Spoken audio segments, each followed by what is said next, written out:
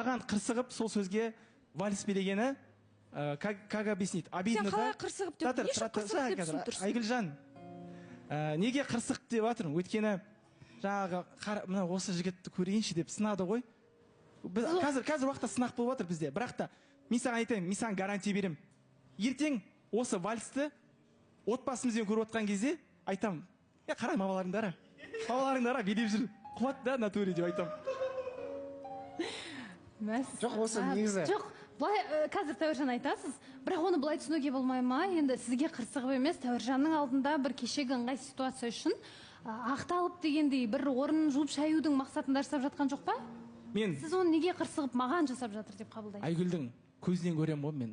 Мен елудей бір-бірімізді біз ыммен де түсеміз.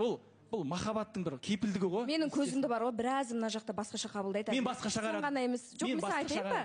Айбат та осы жерде басқаша қабылдап, екеуміз мен оны дос деп жүрміз. Не деді? Артына таныстыққа сөз салды ғой Айбат. Мен саған досым емеспін. Мен бұның көзінен, мүмкін мен сен назарында жүрген ұнайтын шығарсың деген сияқты әңгімелер кетті, дұрыс па? Мен көзім кімге қалай қараймын, ол мен ойлаймын, ол сенің қабылдауына байланысты. Тәуіржан. Неге қызық болып жатыр? Шешіп осы. Кеше Балса ханым, мен кеше осы ситуациядан кейін өзімді жаңағы вокзалға барып кеттім, тағы да. Мен вокзалда, осылай Алматыға сол пойызбен келдім ғой, бірақ та осылай Алматыға келіп, мен махаббатымды осылай 27 жыл тарихында мынандай қызға ғашық боламын деп ойлаған жоқпын. Бірақ та кеше проводникпен сөйлескен кезде, ана жігітке де менде билет бар деді. Ол қайқа десем, үйінде деді. Үйіңе қайтай бер деді ғой.